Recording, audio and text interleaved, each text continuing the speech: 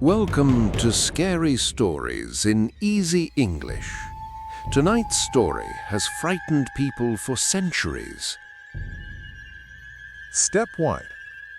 Welcome back to Scary Stories Around the World. I'm Sophia. And I'm James. And tonight feels different. It does, doesn't it? Tonight, we're going somewhere that most of you already know the name, but trust me, you don't know the whole story. Where are we going? We're going to Romania. Romania. Eastern Europe. Mountains, forests, castles. Cool castles, high on a hill, above a village where the people lock their doors at night and never look out the window after dark. Already I don't want to go, but okay, continue. Romania is a land of deep forests and old mountains. In the winter, snow covers everything. The roads disappear, the villages become silent, and in that silence, stories grow. What kind of stories? The kind that have lived for hundreds of years, the kind that started as warnings, and the kind that the whole world eventually heard. Are we talking about who I think we're talking about? Tonight, we meet Dracula. Okay, I knew it. I knew it was coming, and I'm still not ready. Everyone knows the name. Movies, books, costumes on Halloween. But the real story, the story behind the story, is much darker and much more interesting. More interesting than a vampire in a cape? Much more. Because the real Dracula was not just a monster. He was a man, a real man, a prince. And what he became, that is the terrifying part. A real prince in Romania who became Dracula. The legend of Dracula is about power and about what power can do to a person. It is about cruelties so extreme that even after death, people believed he could not rest. Could not rest in peace, you mean? Exactly, because the things he did in life were so dark, so extreme, that death itself didn't feel like enough of an ending. That is one of the most disturbing things you've ever said. Tonight's story carries several emotions.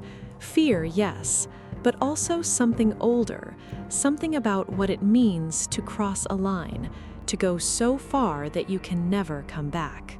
The point of no return. Exactly.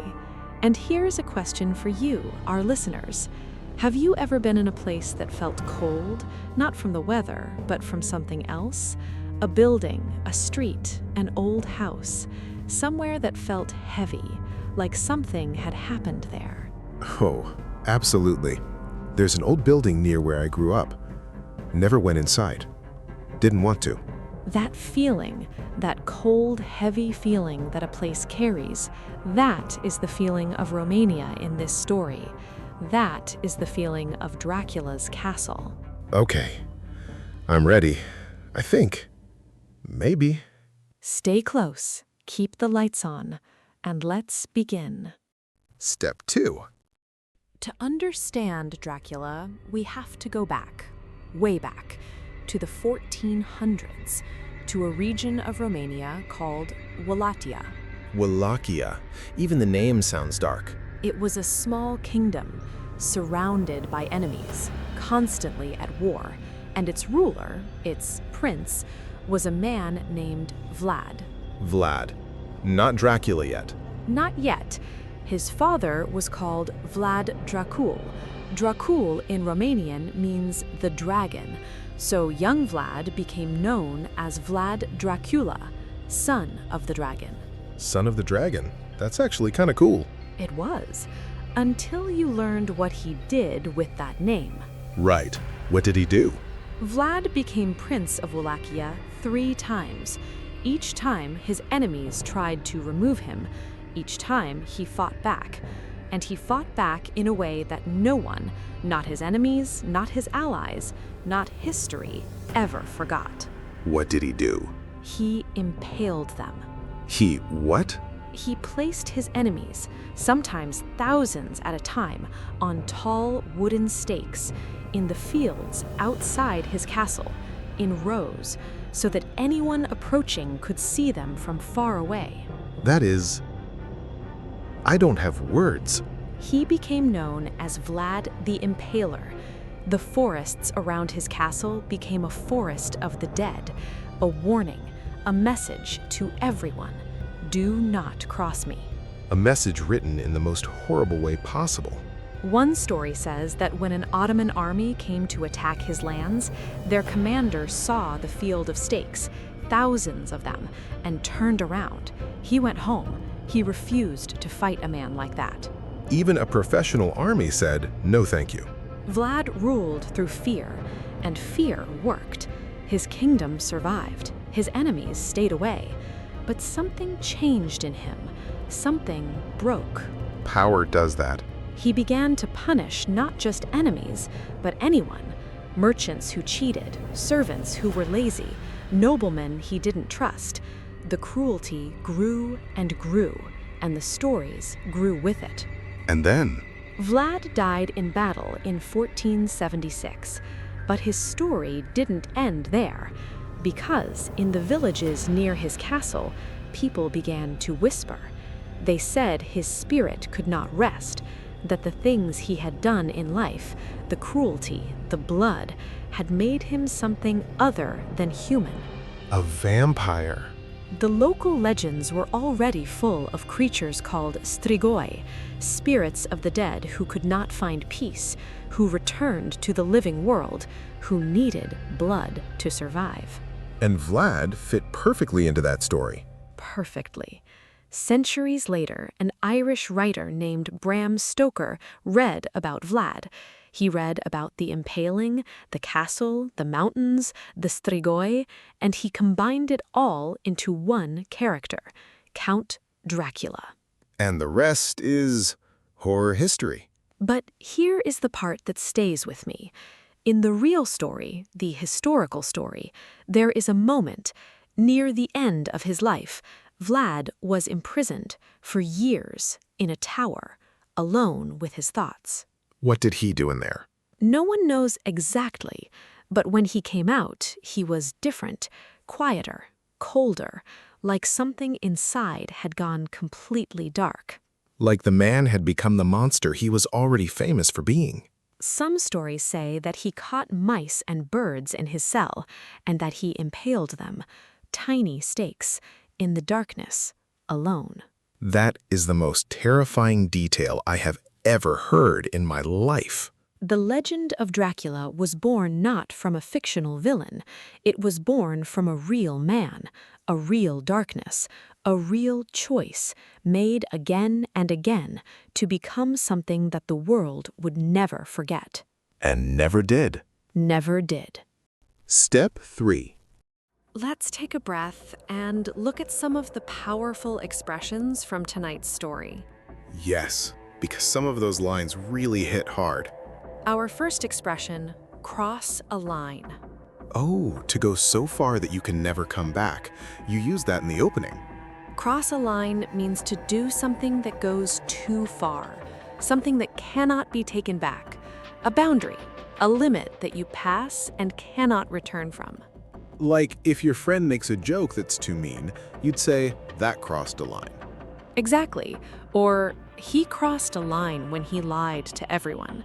The action goes past what is acceptable. In Vlad's case, he crossed every line there was. Every single one. The stress in pronunciation, cross a line.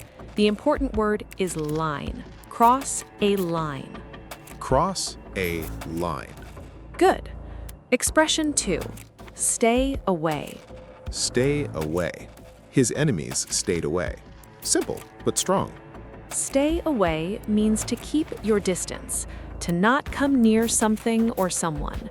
It's a warning and also a description. Stay away from that building. Stay away from him. He's dangerous. Or, she stayed away from the topic because it was too painful. It can be physical distance or emotional distance. The Ottoman army definitely stayed away. Smart army. Very smart. Pronunciation, stay away. The stress is on away. Stay away. stay away. Expression 3. Point of no return. You said this in the opening and it stuck with me. The point of no return. The point of no return is the moment when you have gone so far that you cannot go back. There is no reversing, no undoing. You must continue forward. It's used for planes too, right? When a plane has used too much fuel to go back to the airport. Exactly. And we use it for decisions. When he made that choice, he passed the point of no return. Vlad passed that point very early. He did. Pronunciation, point of no return. The last word carries the stress. Point of no return. Point of no return. Expression 4.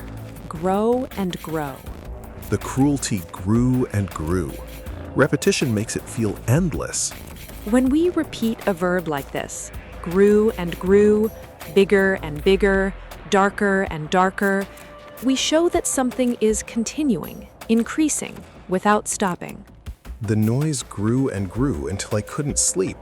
The problem grew and grew until it was too big to fix. It's a very natural English rhythm. Learners often want to say, became more and more big, but native speakers use this pattern instead. Grew and grew, worse and worse. My fear grew and grew as Sofia kept talking tonight. Perfect. Stress on the repeated word, grew and grew. Feel the rhythm, grew and grew. Grew and grew. And expression 5, cannot find peace. His spirit could not find peace. That line gave me chills. Cannot find peace means a person or a spirit cannot rest, cannot feel calm, cannot be finished. There is something unresolved, something still pulling. You can use it for living people too, right? She cannot find peace after what happened. Yes, he cannot find peace with his decision. Some memories don't let you find peace. It's a beautiful expression for something very sad. Pronunciation, find peace. The key word is peace. Cannot find peace. Cannot find peace. 5 expressions: cross a line, stay away, point of no return, grow and grow, cannot find peace. Each one tells a piece of Dracula's story. And each one is useful long after the story ends. Step 4. Now, let's talk about where this legend really comes from, because there are 2 Draculas, and both matter. The historical one and the fictional one. Exactly. The historical Vlad the Impaler was a real prince of Wallachia, a region that is now part of modern Romania, who ruled in the mid-1400s. And he was genuinely terrifying. He was. But here is the important context. Romania in the 1400s was in constant danger. The Ottoman Empire, one of the most powerful forces in the world, was expanding, swallowing kingdoms. Vlad was fighting for survival. So the cruelty had a purpose. A dark, terrible purpose. In his own time, some people in Romania saw him as a protector, a man who kept the enemy away. In Romanian folk tradition, he is complex, not simply a monster. He was someone who used extreme methods to protect his people. History is complicated. Very complicated. But the supernatural element, the vampire, comes from Romanian folk belief. The strigoi is a creature from Romanian tradition, a person who died but could not rest, who returned to the world of the living. What made someone become a strigoi? In Romanian belief, a person could become a strigoi if they died violently, or if they sinned greatly in life, or if they were buried improperly. The soul could not move on. And Vlad, who caused so much violent death, it makes sense that his story merged with the strigoi legend. It does. When Bram Stoker wrote Dracula in 1897, he combined the historical Vlad with this folk tradition and created something the whole world recognized. And now Dracula is one of the most famous names in human history. In Romania today, Vlad the Impaler is a complicated figure. Some Romanians feel pride. He defended the country. Others focus on the cruelty. The truth, as always, is somewhere in the middle. What's the lesson? For us, today. I think the lesson is about the cost of power. Vlad had a real enemy. He had a reason to fight, but the methods he chose, the extreme cruelty, cost him something that could never be returned. His humanity. His humanity, and maybe his peace, because even in legend, even as a fictional vampire, the character of Dracula cannot rest, cannot stop, cannot find peace. The cruelty follows him even beyond death. Every choice has a shadow, and some shadows are very, very long. Step 5. We've reached the end of tonight's episode, and it's time for tonight's scary line. I'm ready, I think. Tonight's scary line is this: some shadows are very, very long. Some shadows are very, very long. Think about what that means. The things we do, the choices we make, they cast shadows. Sometimes those shadows last for years, sometimes centuries. Vlad the Impaler died in 1476. His shadow is still here, more than 500 years later. 500 years, and we're still talking about him. Some shadows are very, very long. You can use this idea in many ways. The mistake he made in college cast a shadow over his whole career. The pain from that moment had a very long shadow. It's poetic, but it's also a warning. It is. Be careful what you do. Be careful who you become, because what you do today may follow you for a very long time. That's the real horror of Dracula, isn't it? Not the fangs, not the castle. It's the idea that you can become something you can't escape from. Exactly. Your homework tonight, if you're brave enough, is this. Think of one choice you made that had a longer shadow than you expected. It doesn't have to be dark. It can be something good, a kind word that stayed with someone, a decision that changed your direction. Choices have weight, even small ones. Write it down, or just think about it before you sleep. And if you remember one expression from tonight, let it be this one. Some shadows are very, very long. I will definitely be thinking about that tonight, probably instead of sleeping. One more thing. Romania is a real and beautiful country with a complicated, fascinating history. If tonight made you curious, read more. The real story of Vlad is as interesting as the legend. And maybe visit Transylvania someday, during the day, with a lot of garlic. James, Too soon? thank you for being brave enough to listen. We'll see you next time on Scary Stories Around the World. You just made it through one of the world's most terrifying legends in easy English.